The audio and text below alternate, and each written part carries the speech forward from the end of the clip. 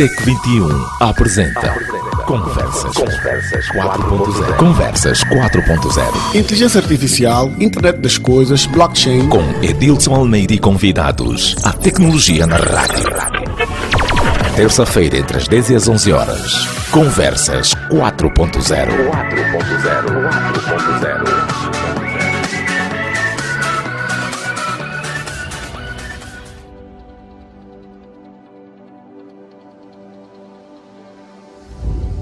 Bom dia, ouvintes. Bem-vindos à nossa terceira edição de Conversas 4.0.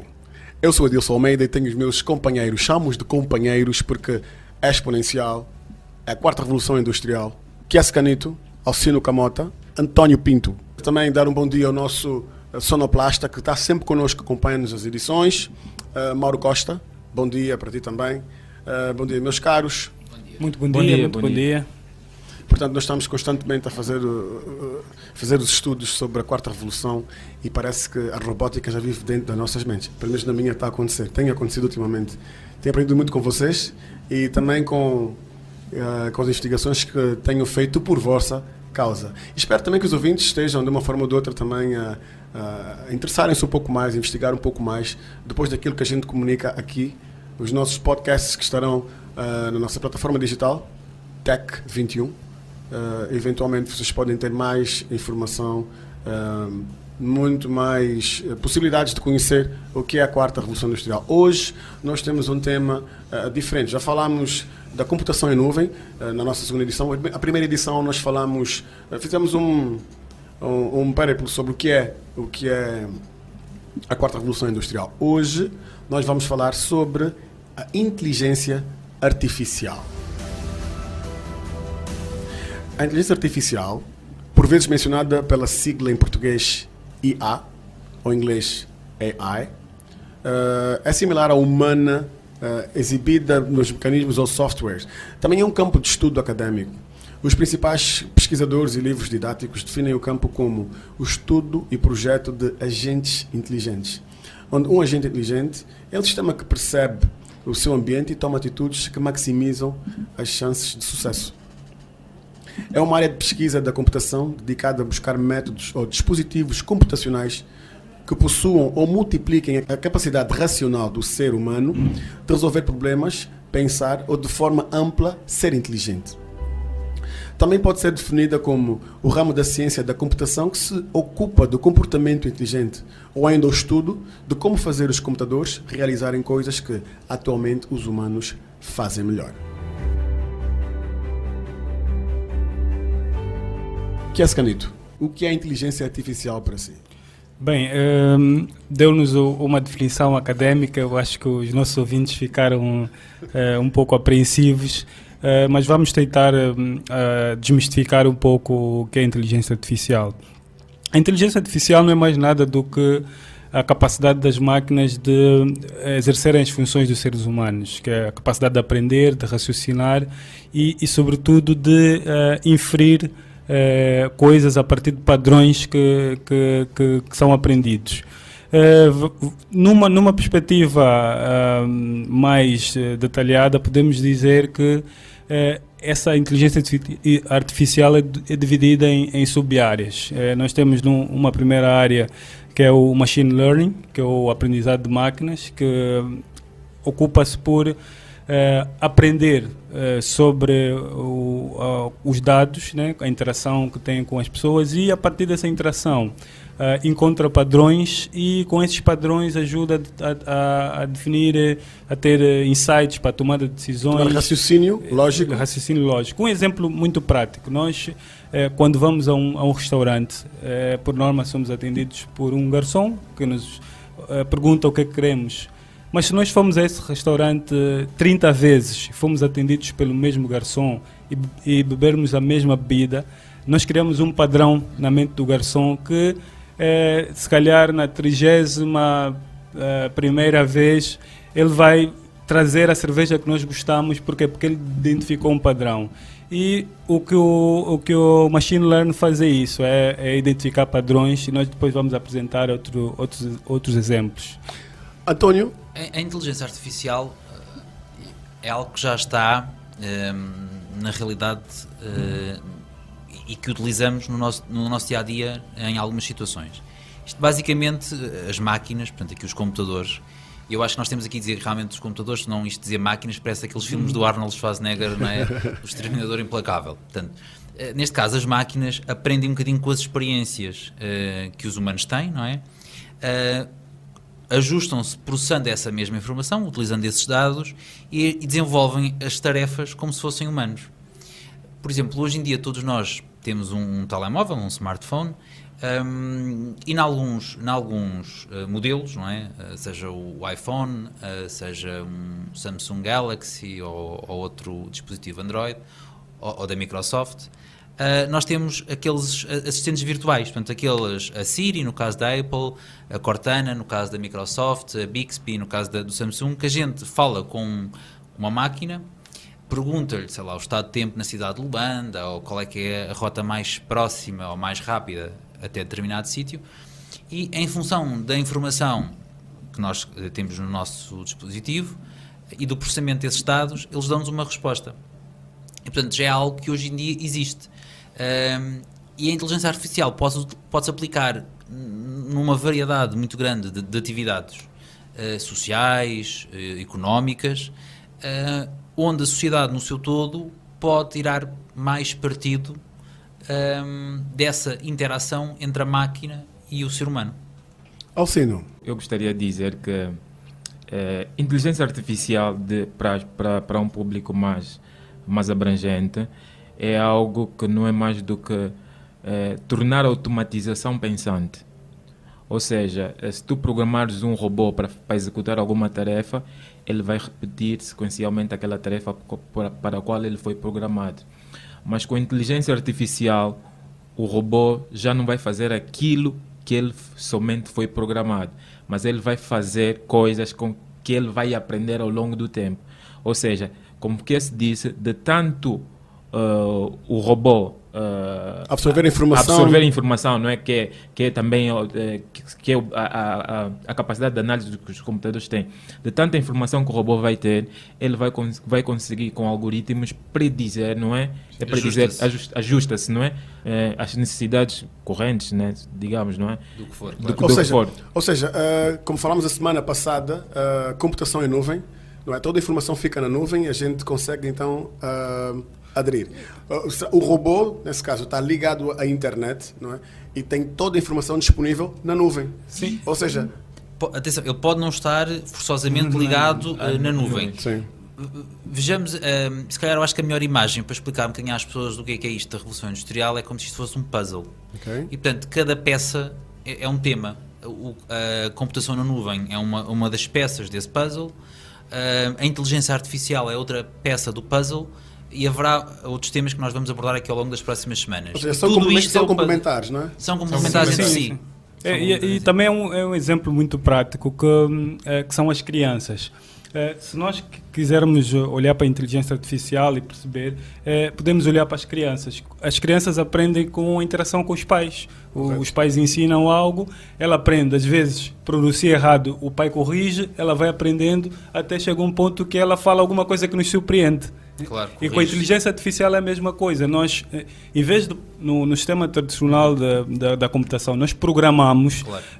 Na inteligência artificial nós não programamos, nós treinamos com um conjunto de dados e o que o sistema faz a partir dessa aprendizagem em determinadas situações ele poder gerar insights. E outro aspecto importante para nós, porque a inteligência artificial não é de agora, já passou por várias fases. Sim. Então, e por que só agora é que nós estamos a falar e que está no mainstream, podemos dizer? Porque há 3 aspectos fundamentais. Um tem a ver com o aumento da capacidade computacional. Para processar esses dados todos e essa quantidade de dados é necessário uma capacidade de processamento muito grande. Supercomputers, nesse sim, caso. Sim. E antigamente nós não tínhamos essa capacidade. E nós temos uma lei, que é a lei de Moore, que foi inventada ou foi apresentada por Gordon Moore, que foi o fundador da Intel, que diz que em cada 18 meses o poder computacional aumenta e multiplica e os custos, né, para se poder aceder a essa capacidade computacional diminuem. Então, o que é que isso abriu? Abriu um campo muito grande, porque hoje nós temos muitos dados, né, e um custo reduzido. E se formos olhar para a nossa realidade, nós vamos comparar, por exemplo, o petróleo. Hoje o petróleo é uma riqueza, mas nós precisamos de algo para poder extrair essa riqueza e trazer num produto. A inteligência artificial é a mesma coisa. Hoje nós temos o chamado Big Data, que nós vamos falar um pouco mais à frente. Que nós temos muitos dados, estamos a falar na ordem dos terabytes, exabytes de dados, mas nós precisamos de uma ferramenta para tirarmos o valor nesses dados. Sim. E a inteligência artificial, ela, melhor que um ser humano, consegue, num conjunto muito grande de dados, conseguir tirar insights, conclusões que um ser humano não conseguiria. Então, o que estamos a dizer é que os dados são o novo petróleo e a inteligência artificial é o motor que vai tirar vai extrair a refinaria, que vai extrair o petróleo, que vai gerar a riqueza. Ou seja, de uma forma simples, é dizer que as máquinas vão ter sentidos, vão compreender e vão agir. Ou seja, é isso que nós humanos fizemos, não é? Nós sentimos, não é? Compreendemos o que é que está a passar e depois agimos. Então a máquina vai ter esse comportamento, não é? É tentar imitar o comportamento humano, é tentar passar a capacidade de processamento humano para uma máquina, só que as máquinas têm uma vantagem que nós não temos. É a velocidade de processamento e a capacidade de armazenamento de dados. Exato. Isto, quando eu era miúdo, quando eu devia ter 10 ou 15 anos, havia um grande jogador xadrez que jogou contra uma máquina, contra um computador e bateu o computador. Acho que foi a primeira ou a segunda. O Kasparov hoje não bate uma máquina. Não consegue. Já foi derrotado. Portanto, a máquina desenvolveu os algoritmos, que é a capacidade de reasoning, de capacidade de pensante, não é? Que é dada à máquina. Conseguiu então perceber as jogadas de Kasparov e deu-lhe carga, então, nesse caso. E se tu acrescentares uma máquina ou inteligência artificial em conjunção com um ser humano, aí nenhuma máquina bate esta dupla. Ou seja, um ser humano adaptado com a inteligência artificial fica quase que imbatível. Sim, é uma grande ajuda. Portanto, o desenvolvimento da área de inteligência artificial começou logo após a Segunda Guerra Mundial com o artigo Computing Machinery, com um artigo apresentado pelo matemático inglês Alan Turing. Não é? E o próprio nome ficou assim... Teste de Turing. Teste de Turing, em 1956. Apenas recentemente, com o surgimento do computador moderno, é que a inteligência artificial ganhou meios e massa crítica para se estabelecer como ciência integral, com problemáticas e metodologias próprias. Desde então, o seu desenvolvimento tem extrapolado os clássicos programas de xadrez, como foi falado há bocado, não é? Ou de conversão, evoluindo em áreas como visão computacional, análise e síntese da voz, lógica difusa, redes neurais, artificiais e muitas outras. Inicialmente, a inteligência artificial visava reproduzir o pensamento humano. Olha, falando isto das redes neurais, é a robô Sofia. Uhum. A Sofia é um grande exemplo de inteligência artificial. As pessoas, quando estão a conversar com a Sofia, quase que ficam assustadas com a capacidade de resposta em tempo real. Não é porque está a processar a informação e depois de uns 5 minutos. Não, é uma conversa tu com o robô. Portanto, a Sofia tornou-se cidadã num país do Médio Oriente. Não sei dizer agora qual deles. Eu acho que deve ser um país. Acho que deve ser a Arábia Saudita. Exatamente. Eu gostaria também só para os ouvintes poderem perceber um pouco essa questão da inteligência artificial, porque dentro da inteligência artificial, como já disse, temos várias sub-áreas. Nós falamos aqui de uma sub-área que é o aprendizado de máquina, que essa capacidade de das máquinas aprenderem com a interação e com os dados e depois gerarem análises preditivas, mas nós temos uma outra área que tem muito impacto, que é a área do Deep Learning, que essa área traz duas tecnologias, que uma que é a visão computacional e outra que é o processamento de linguagem natural, A visão computacional basicamente é a base dos carros autónomos, porque nós sabemos que nós quando conduzimos, a visão que nós temos sobre o que está ao nosso redor é que define se vamos travar, se vamos avançar. Então, dentro da inteligência artificial, a área de visão computacional é que é responsável por reconhecer imagens, né, em determinados ambientes e poder tomar decisões em função das imagens que reconhece. Estamos a falar dos sensores dos carros, não é? Aquelas que hoje em dia já conseguem parquear automaticamente. Sim.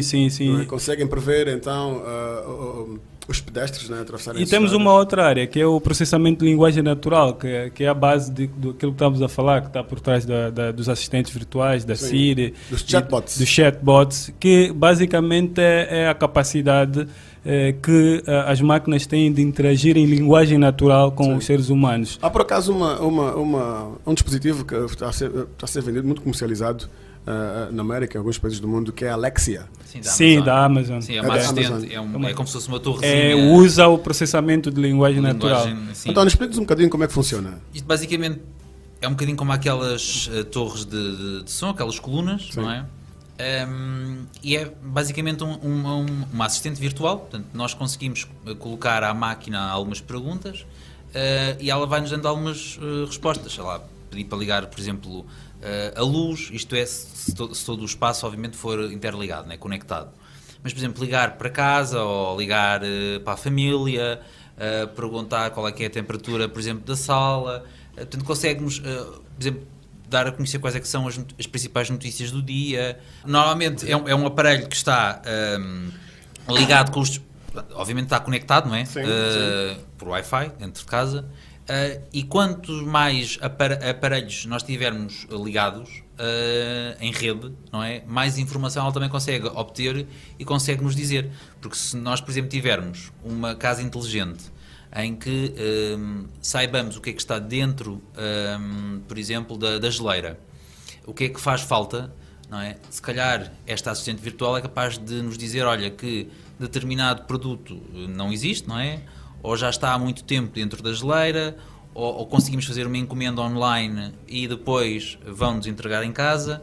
Portanto, quanto mais a nossa vida também estiver, a nossa vida doméstica estiver interligada em aparelhos, mais fácil é depois nós também tirarmos partido dessa informação, destes próprios aparelhos. António, mas nós estamos aqui a falar, eu acho que era importante, porque nós muitas vezes ficamos com a dúvida de quando é que essa tecnologia realmente vai entrar nas nossas vidas, porque basicamente ela já está. Nós, quando usamos o Google e estamos a escrever algo e o Google nos recomenda, o que quer dizer que o Google aprende com as pesquisas que nós fazemos. Exato. Nos próprios telemóveis. O Facebook também tem essas coisas, sim, não é? A Siri, o assistente virtual da Apple. Nos próprios telemóveis, quando nós estamos a mandar o próprio WhatsApp, quando estamos a escrever, ele às vezes aparece a palavra, quer dizer, sim, que ele aprende com as vezes que nós interagimos com ele e nos sugere essa palavra. Mas eu gostaria, acho que o António pode explicar um pouco a questão de como é que nós sabemos que realmente esse é o momento. Acho que o Gartner tem uma ferramenta ou tem uma metodologia que nos consegue passar. Eu acho que, dependendo das situações, eu acho que começa a ser, mesmo para a realidade angolana, e nós estamos sempre a falar um bocadinho disto, de que Angola não está preparado para algumas coisas, etc., mas que nós conseguimos, para a nossa realidade, aplicar um conjunto digamos assim, de inteligência artificial em algumas tarefas que nós desenvolvemos. Obviamente, se calhar nos próximos anos ainda não estamos a aplicar a questão, ou a ver aplicada em Angola, a questão dos carros autónomos. Por várias razões, todos nós aqui acho que temos um bocadinho esta ideia. Mas, por exemplo, na área da banca, não é? Vamos pensar, por exemplo, na área de seguros e na área da banca. Com a utilização, obviamente, como falámos há bocadinho aqui, de outras ferramentas, por exemplo, computação quântica, Big Data, etc. Mas nós conseguimos, por exemplo, reconhecer, os bancos que podem conseguir reconhecer o risco de crédito de um cliente, não é? Seja ele particular ou uma empresa, bem como recomendar-lhe, por exemplo, operações em função das interações do seu histórico. Porque, por exemplo, é impensável nós termos um gestor de clientes que diariamente vai ver todos os movimentos dos seus clientes. Sim. Quer dizer, a pessoa não fazia mais nada durante as suas horas de trabalho. E, portanto, nós conseguimos ter aqui máquinas auxiliar o trabalho de pessoas para propor situações, para mitigar riscos, por exemplo, numa seguradora.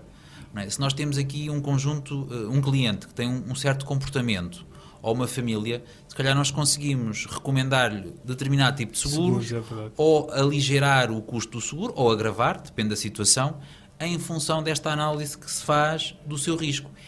E muitas vezes de uma forma mais imparcial. Porque, por exemplo, até antes de entrarmos aqui para o estudo, estávamos um bocadinho a falar sobre esta situação, enquanto que, por exemplo, num banco, nas finanças, nós ao expormos a nossa vida financeira, a nossa interação, quer dizer, se nós fazemos compras, não é, com o nosso cartão de débito, quer dizer, o banco sabe onde é que nós andamos a comprar, o que é que foi, quanto é que as coisas custaram. E isto traz sempre aqui algumas questões, assim, de alguma ética, obviamente, que as pessoas têm que ter, não é? E da privacidade. Mas, se calhar, se for um computador, o computador não vai divulgar a declaração de rendimentos, não é? Não vai aparecer... Vai manter aquele sigilo, não é? Claro. Sigilo computacional, nesse caso. E, portanto, é muito mais seguro, até mesmo para a empresa, ter algumas tarefas a ser geridas, neste caso, por máquinas, numa primeira fase. Ou seja, o que o António está a dizer é o seguinte, caros ouvintes, que, e acontece, corrija-me se estiver errado, há muitos funcionários bancários que não têm um sigilo profissional e passam informações sobre as contas dos clientes que eles gerem. Sim, sim. Isso pode criar o quê? Isso pode criar problemas, as formações de quadrilhas para assaltos e coisas do género. Isso cria problemas, porque isso é ilegal. Não é? Não é? Portanto, se a gente puser isso tudo, uma máquina a resolver essa questão, a manter este controlo, então o próprio cliente sente-se muito mais protegido, não é? E o seu sigilo também continua... Eu gostaria agora de fazer uma pergunta assim meio provocatória para o António. Nós sabemos que nós hoje temos a Amazon, temos várias lojas online que eles usam inteligência artificial, propriamente o machine learning, para aprender com as interações, as compras. E a gente compra um livro, ele sabe que quem comprou esse livro pode comprar um outro, ele recomenda, a gente parece que mágica. Eu queria saber se a NCR, eu sei que tem uma loja online, se está na perspectiva, se já tem massa crítica de dados suficientes para encontrar padrões e fazer esse tipo de recomendações? Nós já temos o projeto, portanto a NCR Online já existe há sensivelmente 3 anos. E portanto já começamos a ter um histórico não só de vendas, não é?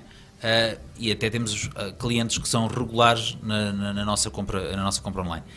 Atualmente ainda não utilizamos, ainda não aplicamos a inteligência artificial, digamos assim, na análise que fazemos do comportamento do consumidor. Mas obviamente eu não vou negar que seria muito mais vantajoso para o negócio que isso acontecesse. E, portanto, é muito provável que venha a acontecer no menor espaço de tempo possível. Portanto, é possível que, se calhar, daqui a algum tempo, quando nós fizermos uma compra na NCR Online, se calhar logo em seguida se faça, digamos assim, uma sugestão. Por exemplo, compramos um computador e vem uma sugestão de compra de um antivírus ou de um Microsoft Office. Porque, de certa forma, é o produto natural, não é? Que está ligado ao mas vocês têm a parceria, eu sei, com a Microsoft, e a Microsoft tem já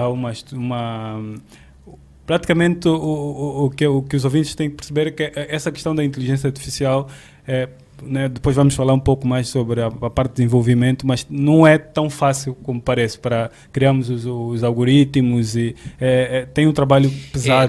Nós temos aqui um trabalho de back-office, né? Portanto, o trabalho fora, de certa forma, menos visível, que é de programação que nos obriga, digamos assim, a preparar e ter todas as plataformas preparadas para, obviamente, se aplicar a inteligência artificial. TEC21 apresenta Conversas 4.0. Conversas 4.0. Inteligência artificial, internet das coisas, blockchain. Com Edilson Almeida e convidados. A tecnologia na rádio. Terça-feira, entre as 10 e as 11 horas. Conversas 4.0.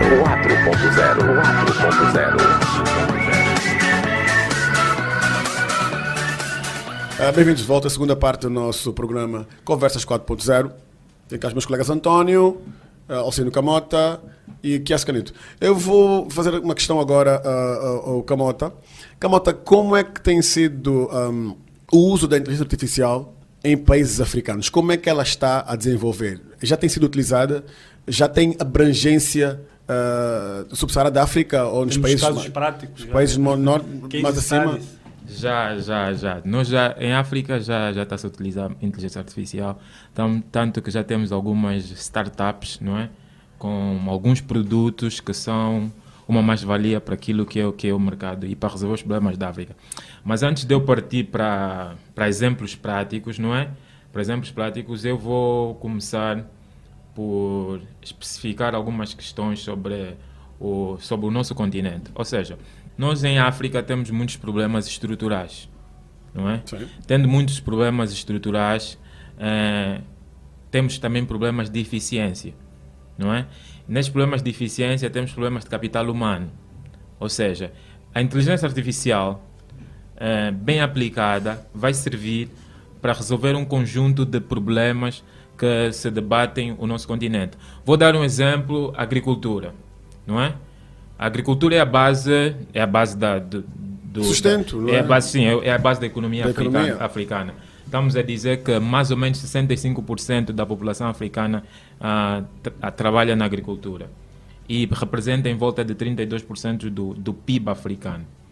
Contudo, a demanda africana em termos de comida vai aumentar exponencialmente. Ou seja, nós até 2050 estamos a quase a dobrar o consumo. Aumentando o consumo, o que é que nós vamos querer? Nós vamos precisar maior eficiência. Maior eficiência ia significar nos métodos tradicionais era ser mais capital, mais mão de obra, né? Que é mais mão de obra Qualificado. e mão de obra qualificada e maior produtividade. Mas com a inteligência artificial ou com tecnologias nós podemos fazer, como se diz, um atalhozinho. Um atalhozinho. E é isso que alguns países africanos já começaram a fazer. Ou seja, vou dar um exemplo na agricultura. Se tu tens um agricultor com um drone, o agricultor vai fazer captação de imagens aéreas,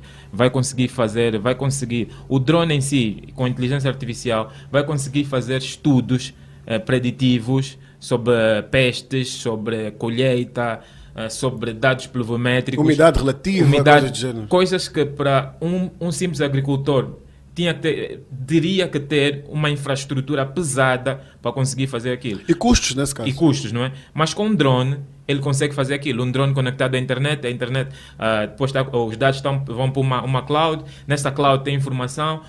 Com o Data Analytics, há muita informação que é processada. Então, se calhar em frações de segundo, o agricultor tem determinadas, vamos dizer, informações que pode tomar decisões, dados processados com opções, ou seja, se tu fizeres isso vai dar isto, se tu fizeres aquilo vai dar isso, então vai aumentar em certa forma a produtividade.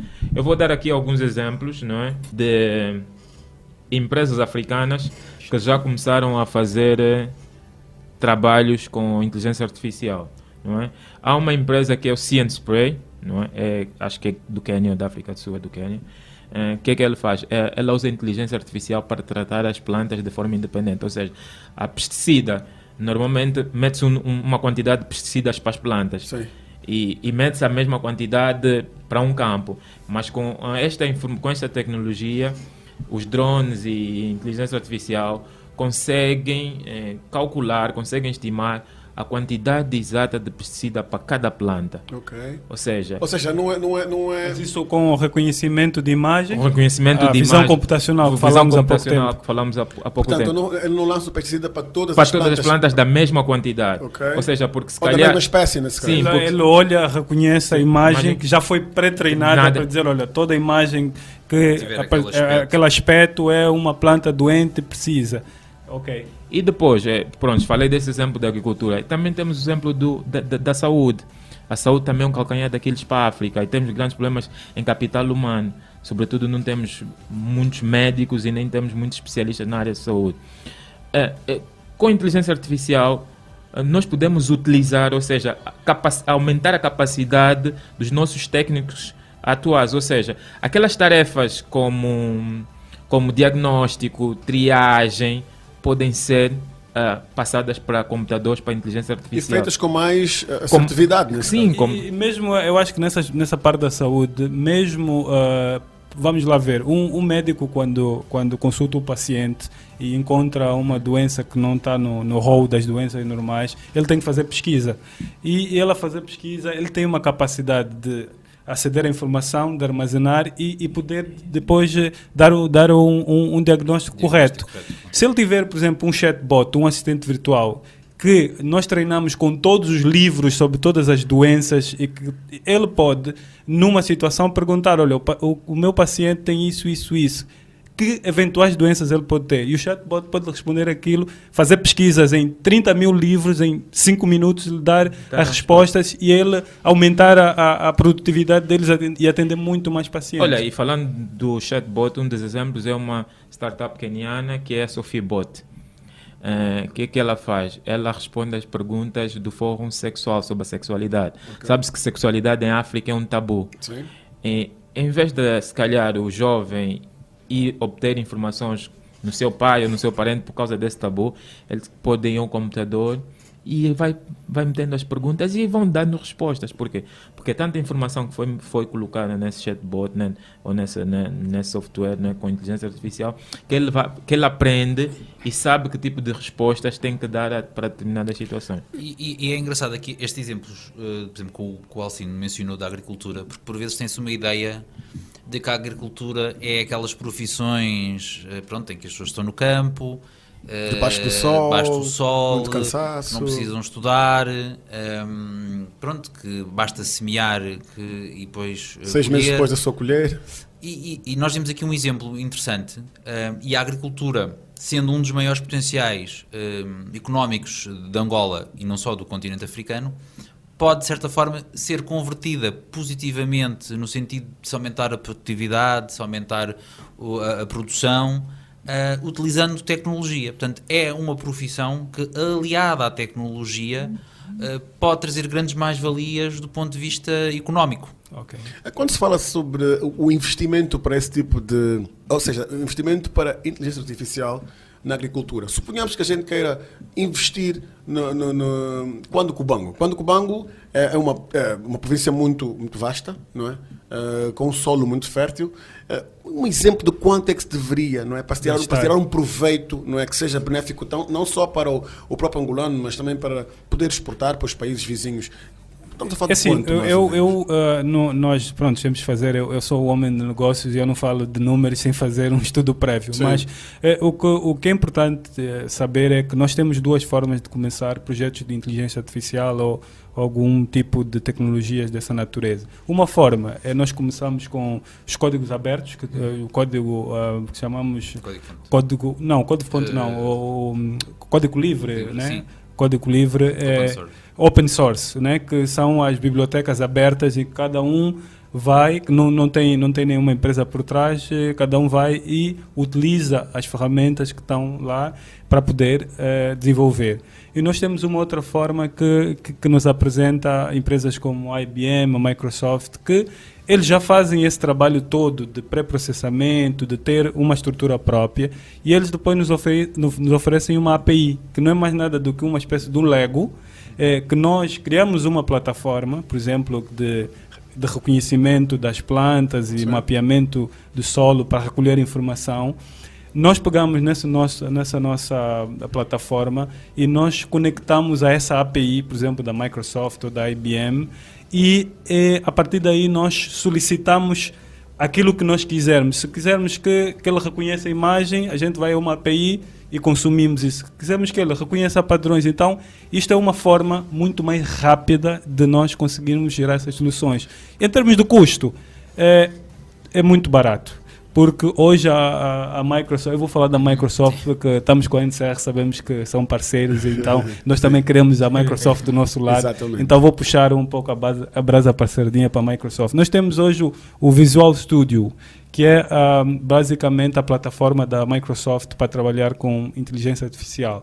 E a cobrança, normalmente nessas plataformas, nós temos eles chamam as chamadas, né? Nós temos um número de chamadas que nós vamos fazer para essas APIs, para nos gerarem essa cognição que precisamos, e só começamos a pagar num dado momento. Imagina, a gente vai pôr isso na nossa aplicação, estamos a trabalhar, a consumir, a Microsoft deixa-nos um período sem pagar, até porque nós temos que testar. Quando efetivamente nós começamos a chamar muito essa API, a Microsoft sente que realmente ou já estão a monetizar isso, e aí nós começamos a pagar no sistema de pago quando usa. Então já não é tão caro, nós trazemos esse tipo de solução. Mas também um aspecto importante realçar é que inteligência artificial, machine learning, requer tem um certo grau de sofisticação e requer um certo grau de competências. E é importante as universidades, a academia, quando eu digo a academia, tem que começar a olhar para isso de uma forma séria, para depois poder gerar esses tais engenheiros de data science, engenheiros de inteligência artificial, data science mesmo, data science, sim. Aquele que trabalha com os dados, Com os tirar dados, insights nos sim. dados. Os engenheiros de robótica avançada, para depois haver essa sincronização de informação. Por um lado, precisa-se de alguns recursos, não é? Precisa de algum investimento inicial. Mas hoje nós temos uma coisa que se chama computador e internet. Então, se um bom estudante tem um bom computador, tem uma boa internet, tem acesso a essas plataformas que já existem de forma global, ele pode gerar soluções que depois podem ser utilizadas em várias outras realidades. O importante é existir as iniciativas e a vontade de querer ir para este tipo de tecnologia. Eu acho que é um desafio para nós como Angola, e por isso é que nós trouxemos aqui exemplos de países africanos. Nós nada contra os países americanos, claro, contra os países europeus, mas nós temos que começar a olhar mais para a África, porque há países africanos a fazerem muita coisa boa em blockchain, inteligência artificial, big data, e nós podemos ir buscar exemplos, porque eles têm realidades muito similares à nossa. Então nós devemos também olhar para esses países. Eu acho que às vezes nós temos que tirar aqui uma certa má visão que nós temos de nós mesmos. Se nós olharmos, por exemplo, para o continente asiático, o continente asiático era um continente até há 20, 30 anos praticamente desconhecido. Quer dizer, sabíamos obviamente que existia a Índia, a China, o Japão, mas quer dizer, eram países que pouco nos diziam, europeus, americanos, africanos.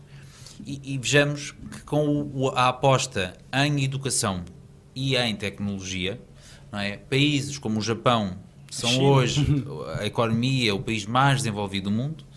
A China deu um salto nos últimos 20 anos, como, não é? Singapura, que há 50 anos era um portozinho marítimo que nem sabia onde é que ficava, e hoje é o terceiro país mais desenvolvido do mundo.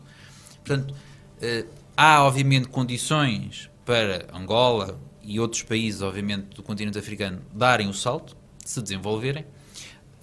Nós temos, obviamente, que fazer uma grande aposta na educação. O necessário é acreditar, não é? Sim. Não é? E, sobretudo, eu acho que isso há países que têm isso como política de Estado. Claro, os Estados Unidos, a China tem um plano mesmo apresentado. O Donald Trump recentemente lançou na página uma política dos Estados Unidos para a inteligência artificial.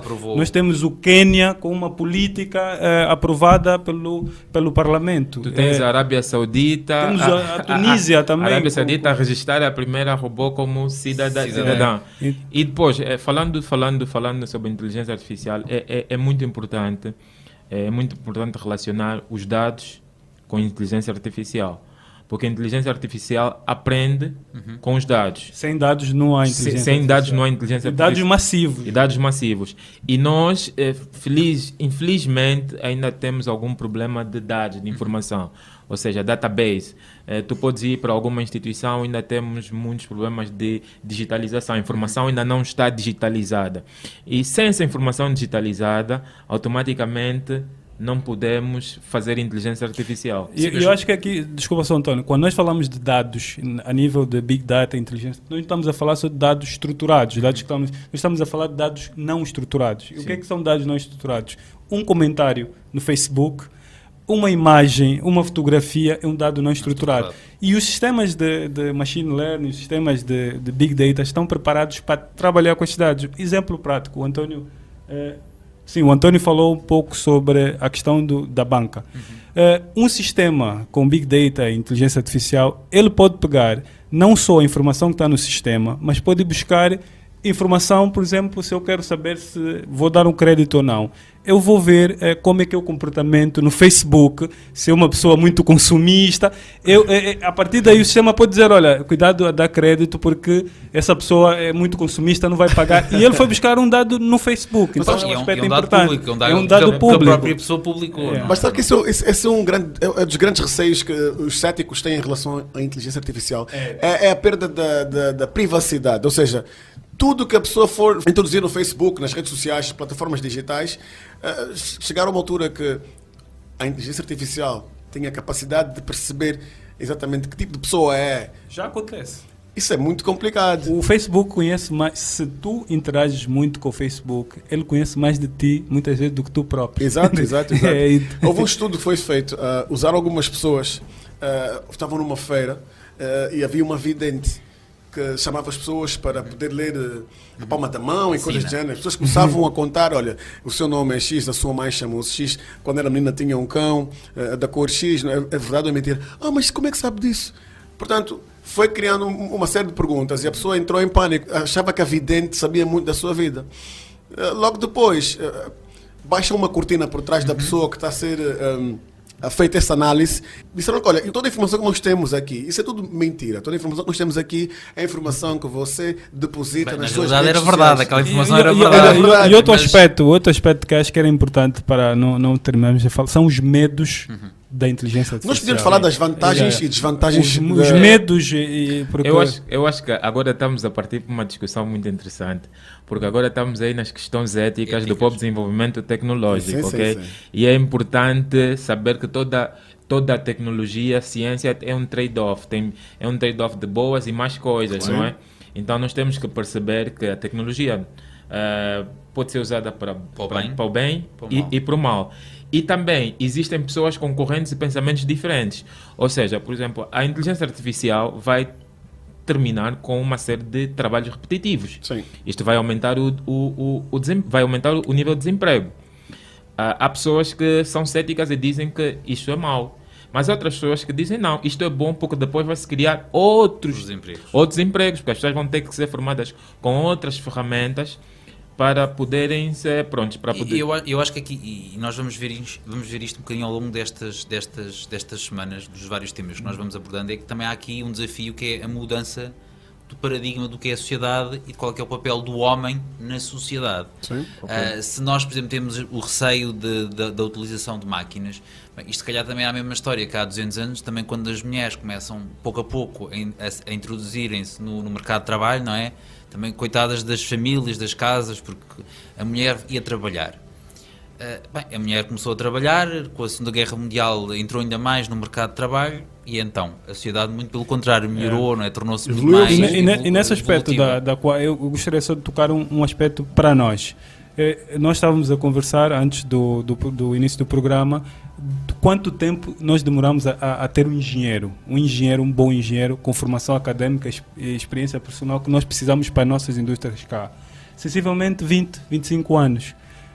Se nós formos ousados, será que nós não podemos diminuir esse gap pondo uma máquina com inteligência artificial naquele lugar onde nós temos 30 anos para formar um engenheiro e ganhamos o nível de produtividade de quem tem esse engenheiro de 30? Isso é uma pergunta, um desafio para as políticas do governo pensarmos nisso. O desafio acho que fica aqui um bocadinho também para o governo é, sabendo que há ainda muitas limitações ao nível da educação, realmente as apostas públicas no ensino, principalmente no ensino médio e superior, que versem fundamentalmente nestas novas áreas do saber. E, portanto, nada, obviamente, contra as outras áreas, mas estas são realmente muito importantes. Por exemplo, se calhar daqui a 3 décadas, ou ainda menos, vamos ter um diretor de sistemas de informação numa empresa agrícola. Se calhar que é uma coisa que hoje em dia ninguém pensa. E salientar que a inteligência artificial não é tecnologia simplesmente, é matemática, é estatística, tanto mais que um estatístico, um matemático pode trabalhar com inteligência artificial tranquilamente. Nós estamos a falar da criação de modelos estatísticos que associados a algoritmos, criam os modelos preditivos. Então tem muita matemática, tem muita estatística, probabilidade, inferência, tem muita coisa. E nós sabemos que temos aí alguns pequenos trutas nas universidades quando se trata dessas matérias. O Mauro Costa parece que é um truta, matemática. Então é encaminhar essas pessoas que hoje,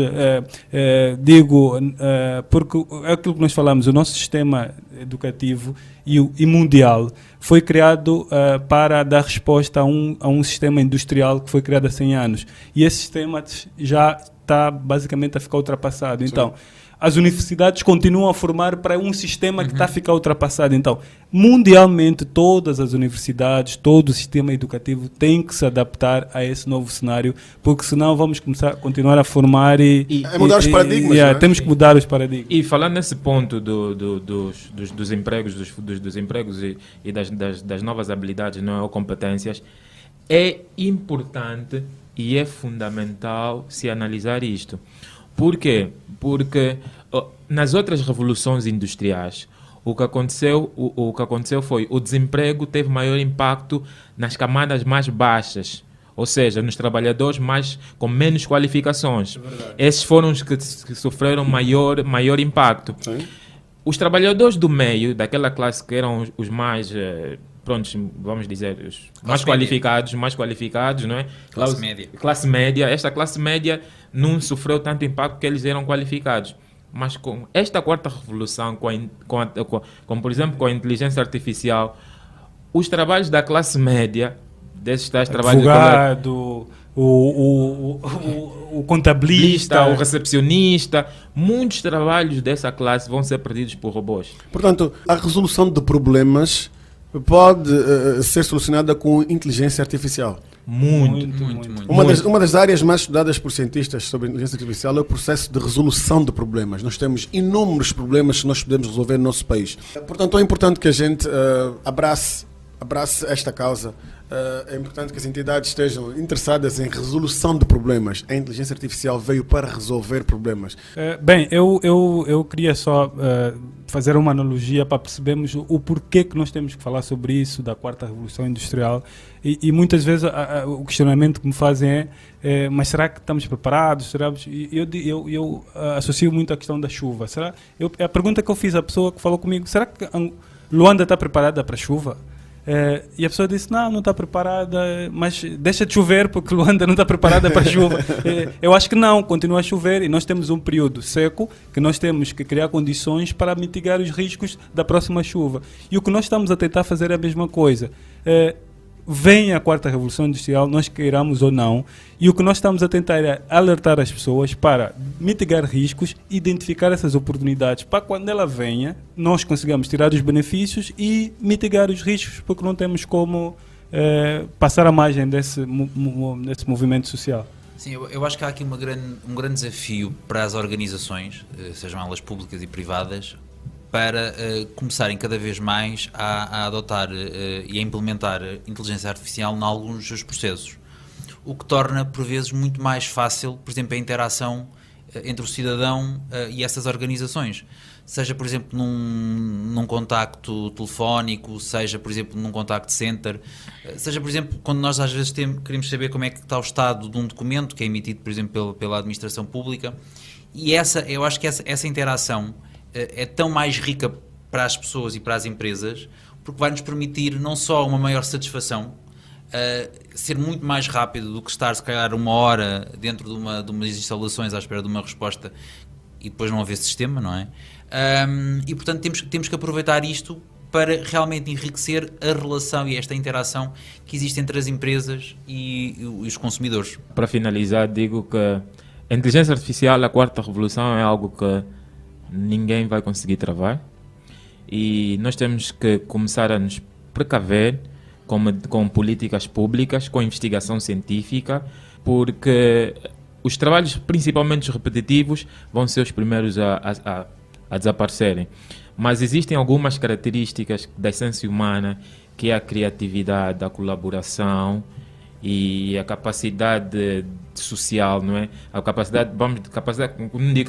A interação social, que são coisas que as máquinas a meu ver, Ainda não fazem. Então nós temos que nos focar para essas habilidades, porque a criatividade, colaboração e socialização são características inatas do ser humano, e nós temos que focar nisso em vez de focar naquelas atividades repetitivas. É repetitivo, um computador pode fazer, processamento um computador pode fazer. É algo que não tem ciência para fazer, um computador pode fazer, vai matar este emprego, então nós vamos ter que arranjar uma forma de converter esta pessoa para fazer uma outra coisa. Sobretudo proteger as pessoas e não proteger os empregos. É isso. Exatamente. O Mauro Costa está muito atento, ele está sempre a abanar a cabeça. Aparentemente dá-me a impressão que ele está a aprender muita coisa. E vai perder Olha o que a emprego, inteligência não. artificial pode fazê-lo perder o emprego também. Não, há um exemplo Começa a preparar. Há um exemplo vivo. Há uma rádio nos Estados Unidos que fez uma emissão de 15 ou 20 minutos. Sim. Com um robô, inteligência artificial, e os ouvintes não deram conta que não eram... Mauro Costa, precisas fazer formação para salvar a nação. Conversas 4.0, nós ficamos por aqui. Nós voltaremos na próxima edição. Espero que tenham gostado e aprendam um bocadinho mais também. Se quiserem mais informação, Tech21 é o nosso portal. Portanto, encontra lá os nossos podcasts. Fique ligado, porque nós estamos aqui para exponencializar. Tech21 apresenta Conversas 4.0. Conversas 4.0. Inteligência artificial, internet das coisas, blockchain. Com Edilson Almeida e convidados. A tecnologia na rádio. Terça-feira, entre as 10 e as 11 horas. Conversas 4.0.